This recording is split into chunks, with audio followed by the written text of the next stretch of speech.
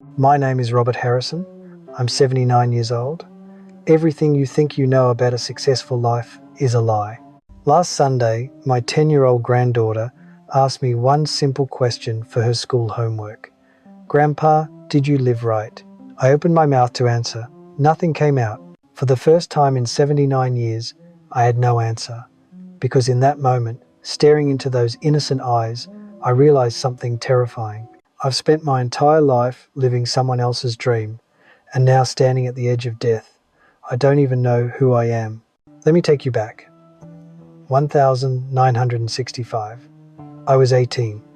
We lived in a small apartment in San Francisco. I had this tiny attic room with a slanted ceiling. Light poured through the window every afternoon, around 4 o'clock, golden and warm, painting everything in amber. I had a camera, a second-hand Nikon my uncle gave me before he died. It was scratched, dented, but when I looked through that viewfinder, the whole world transformed. I wanted to be a travel photographer, not for money, not for fame. I just wanted to see the world through that lens, to capture moments, to feel alive. I remember my first real photograph, sunset over the Golden Gate Bridge.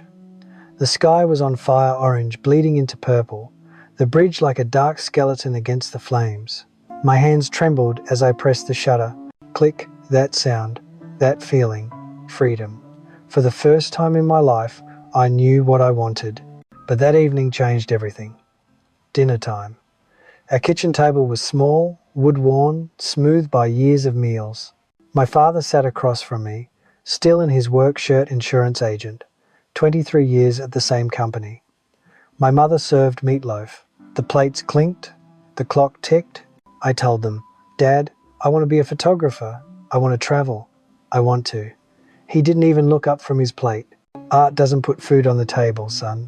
His voice was flat, final. You need a real job, insurance, steady, respectable. That's what men do. They provide. I looked at my mother. She said nothing, just looked down. I talked to Bill Morrison. He'll interview you next week. I opened my mouth to argue. But when I looked at my father's face, tired, worn, dutiful, I saw something that terrified me. Disappointment? Not in my choice. In me. So I said, okay, Dad. 2 words that would cost me my entire life. I thought that's what love meant. Obedience, making them proud. I thought if I followed the path they laid out, I'd earn their approval, and somehow that approval would make me happy. I was wrong, but I didn't know that yet. The years blurred together. I started at Morrison Insurance on Monday, June 14th, 1965. Desk on the 3rd floor, window facing a brick wall, fluorescent lights humming overhead like dying bees. Every morning I put on that tie like a noose. Every morning I walked into that building. Every morning I died a little more. But I was good at it. Excellent, actually. Numbers, policies, contracts, cold calls. I climbed, I succeeded. I became everything my father wanted. Director, vice president, senior vice president. Corner office with a mahogany desk so shiny you could see your reflection. I looked at that reflection every day for 40 years, and I never recognized the man staring back, but everyone else did. Bob Harrison. Now there's a success story. Self-made man, living the American dream. We had the house in the suburbs, white fence, manicured lawn. Margaret, my wife, made it beautiful. 60 years we've been married. She's a good woman, kind, patient. 3 kids, all successful. Doctor, lawyer, engineer. They made us proud. Grandkids now. Emma's the youngest. From the outside, we had everything, the perfect life. But here's what nobody saw. That Nikon camera, I put it in the hall closet after I started work. Told myself it was temporary. Just until I got settled. Just until I saved enough money. It sat there for 40 years. 40 years. Untouched. Gathering dust. Sometimes, late at night when Margaret was asleep, I'd open that closet, just to look at it. The leather strap cracked and dry. The lens cap still on. I'd hold it for a moment, and then I'd put it back.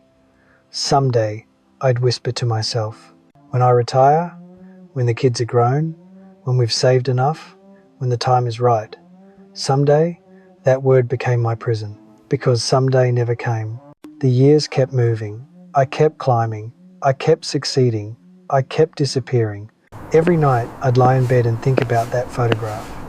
The Golden Gate at sunset. The way the light felt. The way I felt. Alive. When was the last time I felt alive?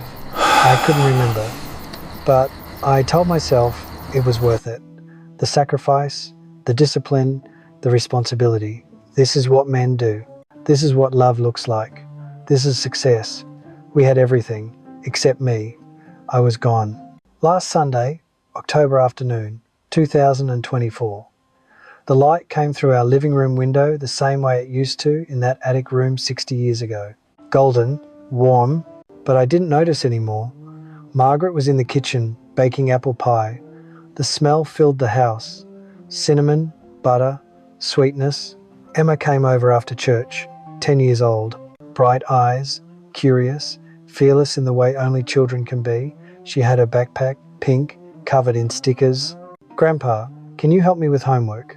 "Of course, sweetheart." She sat next to me on the couch, pulled out a notebook. "A pencil with a chewed eraser?" "My teacher said we have to interview someone old." I laughed. "Well, I certainly qualify." She smiled, then got serious. "I have to ask one question and write down your answer."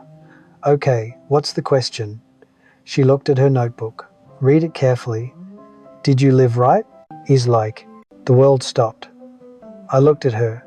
She looked at me. Those innocent eyes, waiting. The clock on the wall ticked. Margaret hummed in the kitchen. A car passed outside. Everything kept moving, except me. I opened my mouth. Nothing came out. Emma tilted her head. "Grandpa?" In my mind, I saw everything at once. The office, fluorescent lights, 40 years of meetings, contracts, numbers, that mahogany desk reflecting a stranger's face, the closet, the Nikon, dust, silence, waiting, the Golden Gate, 1965, fire in the sky, the sound of the shutter, click, freedom. Did you live right? Right for who? Right for my father? Yes.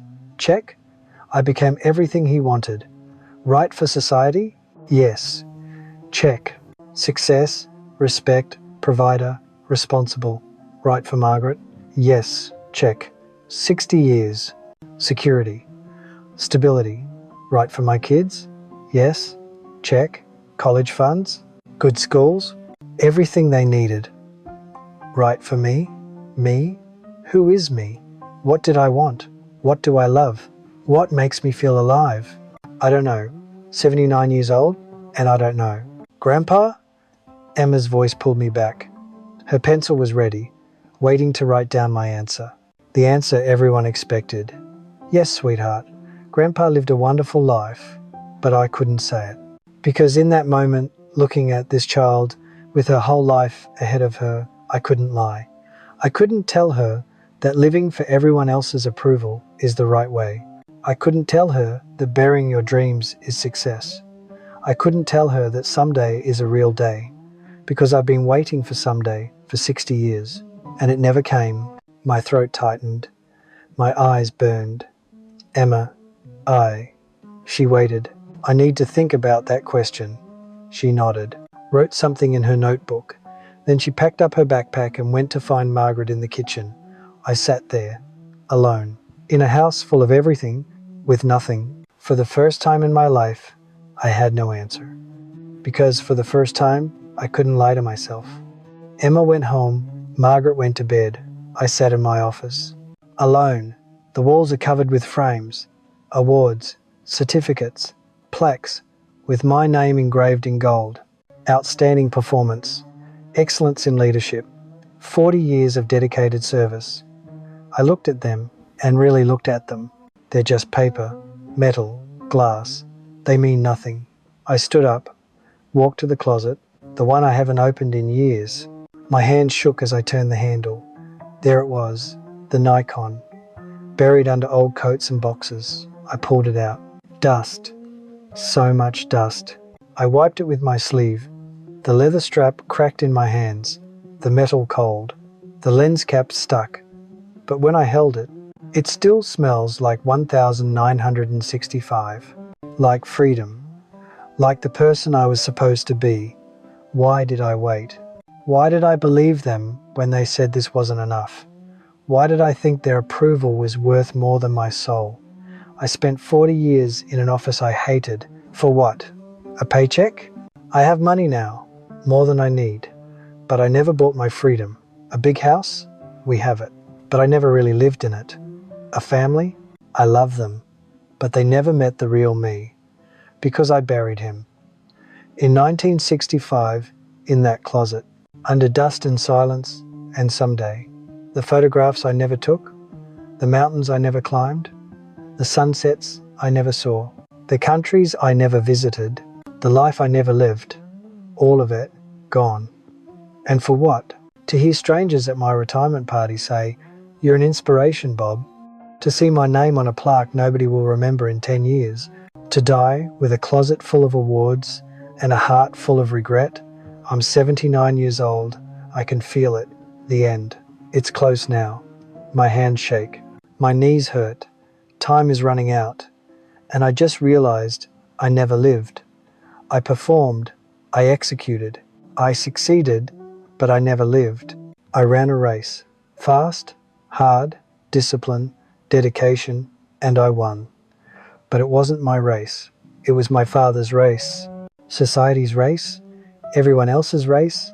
I don't even know what my race looked like. I stood there in that closet, holding that camera, and I cried. For the first time in 40 years, I cried. Not for what I lost, but for who I lost. Me, the 18-year-old boy who saw fire in the sky and felt alive. He's gone, and I killed him. If you're listening to this, I don't care how old you are, 20, 40, 60. I don't care what people will say. I don't care what your parents expect. I don't care what society demands. Ask yourself Emma's question. Are you living right? Not right for your father, not right for your boss, not right for Instagram, not right for the neighbors, right for you. Who are you when nobody's watching? What makes you feel alive? What would you do if approval didn't matter? Answer it now. Don't wait until you're 79. Don't wait until a child asks you and you have no answer. Don't wait until your hands shake too much to hold your dreams, because time doesn't negotiate. It doesn't care about your excuses. It doesn't wait for someday. Yesterday, I held that Nikon again. My hands shook, but I went outside and I took one photograph. Just one. The sunset over our backyard. It's blurry. Terrible, actually. But it's mine. For the first time in 60 years. Something is mine. It's never too late to meet yourself. Even if you only have one day left. Even if that day is today. So I'll ask you what Emma asked me. Are you living right? Answer it now, before someone else answers it for you. My name is Robert Harrison. I'm 79 years old. And today, for the first time, I lived.